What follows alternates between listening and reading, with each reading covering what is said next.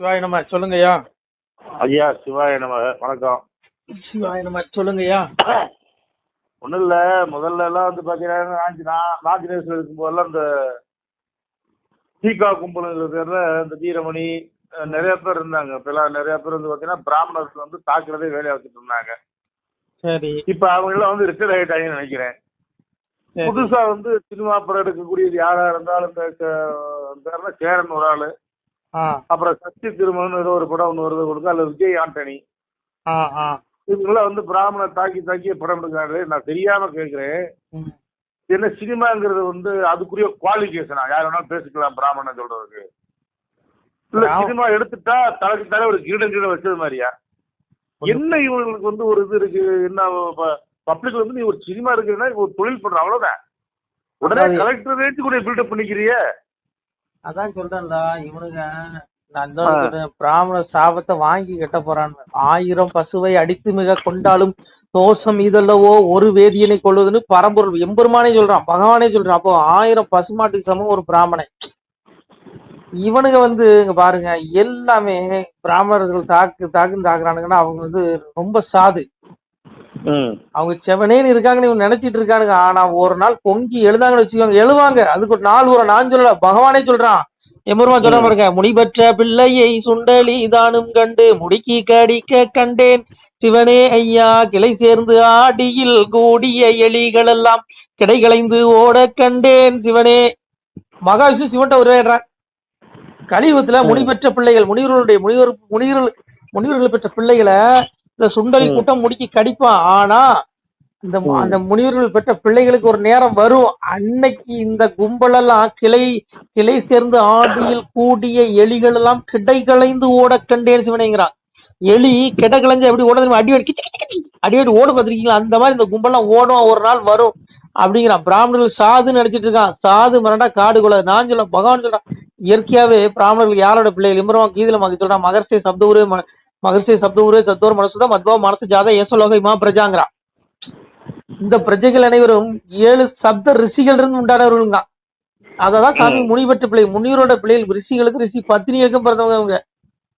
அதனால இங்க பாருங்க ஐயா, இவனுக்கெல்லாம் இந்த விஜய் ஆண்டனி அந்த படம் எடுத்தது சரியா, சக்தி திருமகன், நானும் பார்த்தேன். அதுல ஃபுல்லா என்ன பண்றாரு, ஒரு கடை ஒருத்தர் வில்லனா சித்தரிக்கிறாரு, பிராமணரா அவரை காட்டுறாரு. அப்போ நான் என்ன கேட்கேன், உனக்கு பிராமணன் உன் ஜோத்துல மண்ணை அள்ளி போட்டான், இவனுக்கும் பிராமணருக்கு என்ன சம்மந்தம்? இவனு வயிறு வளர்க்கறதுக்கு பிராமணர்கள் இந்த மாதிரி பேசிட்டு இருக்கான் ஐயா, புரியுதா உங்களுக்கு? அதனால இங்க எல்லாத்துக்கும் ஒரு முடிவு உண்டு. எல்லாம் பகவான் பார்த்துட்டு தான் இருக்காங்க. இங்க வந்து கர்மா, எது நீங்க நல்லது செஞ்சாலும் கர்மா தான், கெட்டது செஞ்சாலும் கர்மா தான். பாவ புண்ணியம் ரெண்டும் கர்மா. இது பிராமணர்களுக்கு தெரியும். அதாவது பகவான் தெளிவா சொல்றான், எங்க அப்பா என் பரம்பரை தெளிவா சொல்றான், பாவம் புண்ணியம் ரெண்டையும் இந்த உலகத்துல விட்டுருங்க. இந்த பாவம் புண்ணியம் ரெண்டையும் இந்த உலகத்துல விட்டாதான் உனக்கு முக்தி. இல்லைன்னா இங்க கீழே சொல்றான், அனிசம் திருதம் கர்மக பௌத்தியம் சன்னியாசனம் கசிதுங்க. அதாவது கர்மத்தின் பயனை தியாகம் செய்யாத மனிதர்களுக்கு கர்மத்தின் பயனான நல்லதும் தீயதும் மேலும் இரண்டும் கலந்ததுமான பயன்கள் இறந்த பிறகு கட்டாயம் கிடைக்கிறதுங்க. அப்போ இங்க பாருங்க, ஒரு ஆத்மா பின்னாடி அவன் செய்யற தான தர்மம் புண்ணியம் பாவ புண்ணியம் ரெண்டும் போகுது. அப்ப அதுக்குதான் தன் ஆக்கினை. அதாவது சாமி சொன்னாரு, பாவி அவன் செத்து பஸ்பமாய் போனாலும் ஆவியை கண்டு ஆக்கினை செய்திருவான். ஒருத்தன் செத்துட்டான், 100 வயசு வரைக்கும் நல்லா கடவுளை திட்டுறவன், பிராமணர்களை திட்டுற கும்பல் வச்சுக்கோங்க, நல்லா 100 வயசுக்கு வாழ்றான். அப்புறம் ஆயில் சிவருவா கொடுத்துருக்கான்னு வச்சுக்கோங்க, மறைஞ்சிட்டான், உடம்பு எரிச்சிருவாங்க. ஆத்மா அழியாது, அந்த ஆத்மாவும் ஆக்கினை. அப்போ என்னென்ன செய்தியோ எல்லாம் விளையுது. அப்ப யாருதான் தப்ப முடியும்? புரிஞ்சுடுங்க, பிராமணருக்கு எல்லாம் தெரியும். அகிம்சை, அவங்க இவெல்லாம் என்னென்ன கதி அடைவான், இவனுக்கு இறப்புக்கு அப்புறம் இவனுக்கு என்னென்ன நரகத்தை அடைவான் வரைக்கும் அவங்களுக்கு தெரியும். ஏன்னா சாதாரண ஆளு, நான் ஒரு பனையேறி குடும்பத்துல பிறந்தேன், நான் ஒரு பனையேறி, எனக்கே இவ்வளவு ஞானம் இறைவன் கொடுத்துருக்கும் போது 6 சாஸ்திரம் 4 வேதம் 96 தத்துவம் 32 அறம் கற்ற ஒரு அந்தணனுக்கு இதெல்லாம் தெரியாதா? சொல்லுங்க, எல்லாம் அவங்களுக்கு தெரியும். அதனாலதான் அவங்க செவனேன்னு இருக்காங்க. முக்திக்கு போற ஆத்மாங்க. கீதையில பவன் தெளிவா சொல்றான், சாதுர்வனியும் மாயா சிஸ்டம் குணகர்ம விபாசகங்கிறான். நான் அதாவது கர்மத்தின் அடிப்படையில் வர்ணங்களை இப்ப தோற்றுக்கிறேங்க. இப்ப நான் நாடாருன்னு வச்சுக்கோங்க, நான் நாடாரு, நான் படையேறி, சரியா, நான் செத்து போயிட்டேன்னு வச்சுக்கோங்க, நானே இருக்கேன், செத்துட்டேன், 50 வயசு வரைக்கும் வாழ்க்கை செத்துட்டேன். நான் வந்து நல்ல காரியங்கள், அதாவது நல்ல நினைவோட இறை சிந்தனையோட இருந்து நான் செத்தேன்னு வச்சுக்கோங்க, ஒண்ணு எனக்கு மோட்சம் கொடுப்பான். அப்படி இல்லையா இன்னும் மீண்டும் ஒரு பிறவி என்ன பிராமண குலத்துல என்ன படைப்பான். எதுக்கு கூட படைக்கிறான்னா எனக்கு முக்தி கொடுக்கறதுக்காக, மோட்சத்துக்காக. இங்க எல்லா மனுஷனும் ஒண்ணுதான். அவனுக்கு கர்ம வினை கேட்டவாறு குளங்கள்ல படைக்கிறேங்கிறான். நான் சொல்ல கீதையில பகவான் சொல்றான். அப்போ நீங்களே எடுத்துக்கோங்க, நீங்க யாருன்னு எனக்கு தெரியாது, நீங்க ஒரு வர்ணம்னு வச்சுக்கோங்க, உங்க வர்ணம் நீங்களே பிராமண குலத்துல பிறக்கிறீங்கன்னா உங்களுக்கு மோட்சத்தை கொடுத்துருவான். அதுக்காக தான் உங்களை அங்க அனுப்புறான். புரியுதா உங்களுக்கு? கலியனையே இறைவன் அதுக்கு தான் அங்க அனுப்புறான். நல்லா கலியனையே, கலியன் யாரு? துரியனுடைய ஆத்மா. சூரனா வந்தான், ராவணனா வந்தான், இரணியனா பிறந்தான், துரியனா பிறந்தான், இப்படி 6 பிறவி பிறந்துட்டான் அசுரனா. அப்போ 7வது பிறவி கலியனா படைக்கும் பொழுது சிவபெருமா துரியனுடைய ஆத்மா தான் கலியன். கலியனா பிறக்கும்போது அவனை எங்க கொண்டு அனுப்புறாரு? பிரம்மதேவன்ட்ட கேட்டு அவனுக்கு என்ன சொல்றாரு? இவன் வந்து 4 வேதம், 6 சாஸ்திரம், 96 தத்துவம், 32 அறம் பெற்ற ஒரு அந்தனர் குலத்துல பிறவி செய்யணும்னு படைக்காரு. ஏன் படைச்சாருன்னா அப்போ இவனுக்கு ஞானம் கிடைக்கும், அப்போ இவன் வந்து இறைவனை தேடுவான், மோட்சத்தை அடைவான்னு சொல்லி எம்பெருமான் என்ன பண்றான்? பிராமணனுக்கு அவன் என்ன வரணும் வேணும்னு கேட்கும் பொழுது அவன் கேட்கறான், கலியன் மாயவனார் தன்னுடைய வாய்த்த முடிதனையும் தூயவனார் சக்கரமும் சூதமுடன் தாரும் என்றான். அரணுடைய வெந்நீரும் அந்தனரின் தன் பிறப்பும் வளமுடைய சக்தி வளக்குறும் தாரும் என்றான். அரணுடைய பிறப்பு அந்தனரின் தன் பிறப்பு என்ன அந்தனர் குலத்துல படைக்கணும்னு கேட்டான். புரியுதா உங்களுக்கு? அப்ப ஏன் ஆனாலும் அவனுடைய முற்பிறவி குணம் என்ன? அசுரன். ஆனா அழிஞ்சு போனான். எதுக்கு? அவன் பெருமாளுடைய சுதர்சன சட்டத்தையும் வரமாங்கின. ஏன்னா 6 பேர்ல அவன் தான் எனக்கு எதிரி, அவனை நான் காலி பண்ணணும் சொல்லி பெருமாளுடைய சக்கரத்தையும் திருமுடியும் வரமா வாங்கிட்டு வந்தான். என் பெருமா விடுவானா? எங்க அப்பா விடுவானா? போட்டு தந்தான். அதனால இங்க பாருங்க, இந்த பிரபஞ்சத்துல எவனும் தப்ப முடியாது. அதனால பிராமணர்கள் வந்து ஒரு புனிதமான பிறவி, புனிதமான இயல்புடையவர்கள். இன்னைக்கு எங்கேயாவது பிராமணன் போய் ஒரு பசை மறிச்சான், சாலை மறியல் பண்ணான்னு இது வரைக்கும் இருக்கா? சொல்லுங்க. ஏன் அவன் இங்க பாரு, நீ அவனை பூசை பண்றான்னு சொல்லி அழுதே செத்தீங்கடா. அவங்க இங்க இந்த பூஜை தொழில வேண்டாம்னு விட்டுட்டு 99% பேர் போயிட்டாங்க. இன்னைக்கு எல்லாம் ராணுவத்துல இருக்காங்க, அமெரிக்காவில சாப்ட்வேர் கம்பெனி வச்சிருக்காங்க, பெரிய பெரிய தொழிலதிபரா இருக்காங்க, போலீஸா இருக்காங்க, வக்கீலா இருக்காங்க, நீதிபதியா இருக்காங்க, நல்லா தான் இருக்காங்க. செவனேன்னு கோயில் இருக்கு. என்ன காரணம்? செவனேன் கடவுள் அவங்க நல்லா தான் வச்சிருக்கான். இல்ல படிக்கிறாங்க, இருக்கிறாங்க, குளிக்கிறாங்க, சுத்தமா இருக்கிறாங்க. அதனால 3 நேரம் குளிக்கிறாங்க ஐயா. 3 நேரம் துவைத்து, சாமி அதான் சொன்னாரு, 3 நேரம் துவைத்து 1 நேரம் அன்னமுன்னா முனிமார்கள் பெற்ற மக்கள் சிவனை கடம்பா கொடியை தின்று கடலதிலே தண்ணீரோட காண்பான நீசனால சிவனே சாமி. அதனால சுத்தபத்தமா இருப்பாங்க, ஒழுக்க சிந்தனையா இருப்பாங்க, இறை சிந்தனையா இருப்பாங்க. அதனால இன்னைக்கு நீ அவன் பூசை பண்றான்னு சொல்லி கருவறைக்குள்ள விடுவானான்னு சொல்லி பிராமணனை துரத்துன. இன்னைக்கு அவ்வளவு பிராமணர் 99% பிராமணர் போயிட்டாங்க. 1% தான், அதுவும் ஆகமதிப்படி உள்ள கோயில கொஞ்சம் பேர் பூஜை பண்ணிட்டு இருக்காங்க. அவங்க நியமிக்கப்பட்ட பிராமணர், அதாவது அர்ச்சகங்கிற பேர்ல போட்டு ஆட்டம் தெரியுமில்ல. அதான் சாமி சொன்னார்ல, அர்ச்சகர்கள் பேர். இவனுங்க நான் என்ன சொல்றேன், சாமி அதான் சொன்னாரு. யாரு இந்த அர்ச்சகருங்கிற போர்வையில வேஷம் போட்டுட்டு தெரியுற கும்பல, அவன் பிராமணரா நான் சொல்ல வரல, அவன் அர்ச்சகரா இருக்கட்டுமே. அவன் என்ன ஒரு சில கும்பல் என்ன பண்றான், சாமி அதான் சொன்னாரு, பிராமண வேஷம் போட பக்தன்மாரே நீங்கள் உண்டு, பொன்னாலே பூணூலும் தங்கத்தாலே சாளுவையும் கடுக்கன் திருகாணி இல்லை கலியுகத்தில் வேலை இல்லை. வேஷம் போட்டுருவான், நல்லா பூணூல் எடுத்து மாட்டிக்குவான், அப்படியே தோடு போட்டுக்குவான் காதுல, அப்படியே சரிய இது பஞ்சவஸ்திரம் கட்டிக்குவான். வேஷம் இது பகவானே சொன்னான், கலியுகத்துல பிராமண வேஷம் போடுவான் அப்படின்னு சொன்னா இவனுக்கு பிராமணர்களை திட்டுவான். எந்த பிராமணையா ஒழுக்கு நீதி தவறி நடந்தான்? உண்மையான பிராமணர்கள் அடிச்சு சொல்றேங்க, உண்மையான பிராமணர்கள் 4 வேதம், 6 சாஸ்திரம், 96 தத்துவம், 32 அறம் கற்ற எந்த வேதியனும் இந்த உலகத்தில் தப்பு பண்ண மாட்டான். அதே மீறி அவன் தப்பு பண்ண அவனுக்கு என்ன தண்டனை உண்டு? பெருமாள் அவனுக்கு தண்டனை கொடுத்துருக்காரு. சாமி சொல்றாரு பாருங்க, பக்தி இல்லா வேத பிராமணரை பயம் காட்ட நான் வருவோம், உள்ளபடி சொல்வதற்காய் உகந்து வந்தேன் என் மகனே, அந்த நல்ல பாம்பு விஷம் போல நடத்துவேனடா மகனே, ஆரார்க்கும் புத்தி சொல்லி அழிக்க வந்தேன் கலியுகத்தை. அப்பா என்ன சொல்றான், நல்லா புரிஞ்சுங்க. நீங்களோ நானோ தப்பு பண்ணா நமக்கு ஒரு சவுக்கடினா, வேதம் கற்ற பிராமணன் தவறி நடந்தால் அவனுக்கு 100 சவுக்கடிக்கிறான். பெரிய தண்டனை இருக்குங்க பிராமணர்களுக்கு. ஆனா உண்மையான பிராமணர்கள் தவறி நடக்க மாட்டாங்க, புரிஞ்சுக்கோங்க. இவனுங்க சும்மா 10 ரூபாய்க்கு 3 சோப்பு விளம்பரம் மாதிரி 10 ரூபாய்க்கு 3 10 ரூபாய்க்கு 3ன்னு ஏதா 2 மந்திரத்தை கட்சி உருட்டிக்கிட்டு அதெல்லாம் நடிப்புங்க. நான் என்ன சொல்றேன், ஒரு உதாரணம் சொல்றேன். ஒரு ஜன்னல் ஒருத்தன் செய்யறான்னு வச்சுக்கோங்க, நீங்க ஆசாரிக்கு போய் ஜன்னல் செய்ய சொன்னா ஆசாரி அழகா செஞ்சு தருவாங்க, ஏன்னா அவங்களுக்கு தொழில் அது. நான் நாடாரி, எனக்கு பணையற தெரியும், நீங்க என்ன போய் ஜன்னல் செய்ய சொன்னா எனக்கு செய்ய தெரியுமா? தெரியுமாங்கிற. அது மாதிரி முறைப்படி வேதம் கற்றவங்க தான் ஆகம கோயில்கள்ல பூஜை பண்றாங்க, அவங்களுக்கு தெரியும் நியமனம் என்னன்னு. இவனுக்கு அதுக்கும் போறாம என்னடா உங்களுக்கு பிரச்சனை? ஒண்ணு புரிஞ்சுக்கீங்க, பிராமண சாபம் வாங்க கூடாது. பிராமணன் சாது அவன் வயிறு அறிஞ்சு சொன்னான்னு வச்சுக்கோங்க, இவனுக்கு வம்சமே உருப்படாம போயிடும். தேவையில்லாம இவனு சீன்றானுங்க, பாம்பு வாழை பிடிக்கிற மாதிரி. அதுவும் நல்ல பாம்பு வாழை பிடிக்கிறானுங்க. அதனால இவனுக்கு பிராமணர் துவேஷம் பண்ணாம இருந்தானுங்கன்னா பொழைச்சானுங்க. அதுக்கு மேல அவன் விருப்பம். ஏன்னா உனக்கு எள்ளு நீர் இறைக்க திவசம் பண்ணதுக்கு பிராமணன் தாண்டா வரணும். உன் முன்னோர்களுக்கு ஆத்மா முக்தி கொடுக்கறாலும் அவன் தான் வரணும். சுவாமி அதை தான் சொன்னாரு. அதாவது தேவர்கள் போய் சிவபெருமான்ட்ட இது மகாவிஷ்ணுட்ட முறையாடுறான்.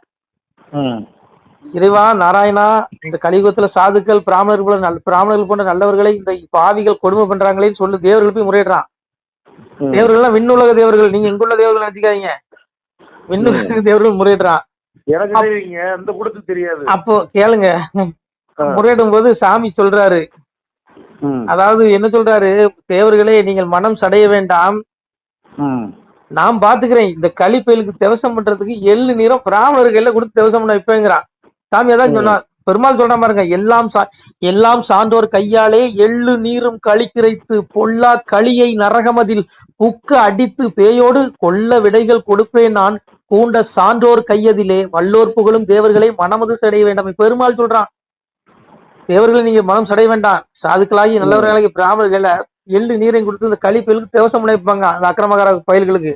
அதனால சாது மிரண்டா காடு கொள்ளாது, முனிபெற்ற பிள்ளையை சுண்டலி தானுங்கட்டு முடிக்கி கடிக்கின்றேன் சிவனேங்கிறா. கிளை சேர்ந்த ஆடியில் கூடிய இந்த எலி கூட்டம்லாம் கிடைகளைந்து ஓட கண்டு சிவனேங்கிற மகாவிஷ்ணு சொல்றான், சிவபெருமான்ட்ட உரையாடுறான். அதனால இவனுக்கு பிராமண துவேஷத்தை இதோட விட்டுரும். எல்லா சாதியும் ஒண்ணு, எல்லா பிள்ளைகளும் ஒரு, யாருமே இங்க ஏற்றத்தாழ்வுலாம் கிடையாது. அறிந்து பல சாதி முதல் அன்பு ஒன்றுக்குள்ளானால் பிரிந்து மிக வாழாமல் பெரியோராய் வாழ்ந்திருப்பாரு பெருமாளை சொல்றான். எல்லா சாதிகாரனும் பெருமாளோட பிள்ளைகள் தான். பிராமண நாடாரு கோணாறு தேவரெல்லாம் கிடையாது. எத்தனை ஜாதிகள் எல்லாம் இறைவனோட பிள்ளைகள். சரிங்களா? அதனால பிராமண துவேஷம் பண்ணக்கூடாது. பிராமணர்கள் இந்த உலகத்துக்கு நன்மை செய்ய வந்தவங்க தான் பிராமணன். இன்னைக்கு யக்னம் வழக்கு பிராமணர்கள் யாக வழக்கம் காட்டி தான் மழை பெய்யுது. அண்ணாத் பவந்தி பூதானி யஜன், அண்ணாத் பவந்தி பூதானி கீதையில அன்னத்துல தான் உயிர்களை தோற்றித்தன்னு கீதையில பகவான் சொல்றான். அந்த அன்னம் மலையில இருந்து கிடைக்கிறது, மலை வேள்வியில இருந்து கிடைக்கிறதுங்க. வேள்வி வேத மந்திரங்கள் ஓதுறதுனால அந்த மழை பெய்யுதுங்க. மழை பெய்யலாம் உணவு கிடைக்குமா? பிராமணர்கள் உலக நன்மைக்காக பிறந்தவர்கள், எல்லா உயிரையும் காப்பாத்துறதுக்கு பிறந்தவன் பிராமணன். அது இவனுக்கு முட்டாள்தனம் பேசிட்டு இருக்கான். சரி தொலைகிறானுங்க, விடுங்க, நமக்கு எதுக்குங்க? அவனவன் கர்மம் அவனவன் கூட வருகிறது. அப்பா விடமாட்டான், எல்லாம் பார்த்துட்டு இருக்கான். நாம பிறந்த நோக்கம் அப்பாவை போய் அடையணும். அப்பாவை தேடுங்க, மோட்சத்துக்கு வழியை தேடுங்க. அதுதான் அப்பா சொன்னான், பாக்கியம் கொடுப்போம் நாமும் பலனுடன் வாழுவோர்க்கு நோக்கிய கருணையுண்டாம் நோயிலாது இருந்து வாழ்வார், தாக்கிய வாசகத்தின் தன்மை நம்புவோருக்கு வாக்கிய வைகுண்ட வீடு வந்தவர் வாழ்வார். நம்ம வீடு எங்க இருக்கு? வைகுண்டத்துல இருக்கு. புரியுதா? இங்க இல்ல, நம்ம வீடு அப்பா கிட்ட இருக்கு. புரியுதா? இது வேண்டாம், இந்த உலகம் நமக்கு வேண்டாம். நம்மளுடைய உலகம் அழியாத உலகம். நம்ம இகத்தை தேடாதீங்க, பரத்தை தேடுங்க. நம்ம பூமிக்கு வந்ததே முக்குணங்களின் வடிவான இந்த உடல், ரஜஸ் தமஸ் சாத்விக சத்துவம் பவதி பாரத, அந்த 3 குணங்கள்ல நம்ம செஞ்ச பாவ கர்மனைக்கு தான் அந்த உடலை கொடுத்துருக்காங்க. எத்தனை பேரையும் எடுத்து தொலை போறோமோ. அதனால முக்குணங்களையும் நம்ம தியாகம் பண்ணிட்டு நம்ம அப்பாவை தேடுவோம். அப்பா வைகுண்ட வீட்டுக்கு நம்ம கூட்டு போற மோட்ச கதிக்கு. சரிங்களா? சரி. அதனால நீங்க ஒண்ணு வேண்டாங்க, நீங்க மோட்சம் அடையணுமா, தினம் ஒரு நேரம் திருவாசகத்தை காதுல கேளுங்க, உங்க எல்லா பாவம் மன்னிக்கப்பட்டு உங்களுக்கு மோட்சம் கிடைக்கும். உங்களுக்கு படிக்க நேரலையே விட்டுரு. சாமியார் தான் சொன்னா, தினமொரு நேரம் எந்தன் திருமொழி அதனை கேட்டால் பனிவள்ளம் போலே பாவம் பறந்திடும் நிசைமை சொன்னோம், கனிமொழி சோதிவாக்கும் கையெழுத்து ஆதி நோக்கும் துணிவுடன் கேட்டோர் உற்றோர் தொலைத்து பிறகுதானேங்க. அப்பாவுடைய திருவாசகத்தை உனக்கு படிக்க நேரலையா விட்டு காதுல கேளு. இன்னும் ஒரு நேரம் ஒரு வரி கேட்டாலே உனக்கு புண்ணியம். உன்னுடைய பாவங்களை அத்தனை மணிக்கு விட்டு உனக்கு அப்பா மோட்சகதியை கொடுக்குறான். அதை தேடுங்க.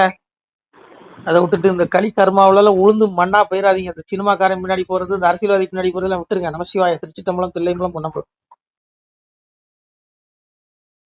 சிவாய நம. திருச்சிட்டம்பலம் தில்லையம்பலம் பொன்னம்பலம். சிவாய நம.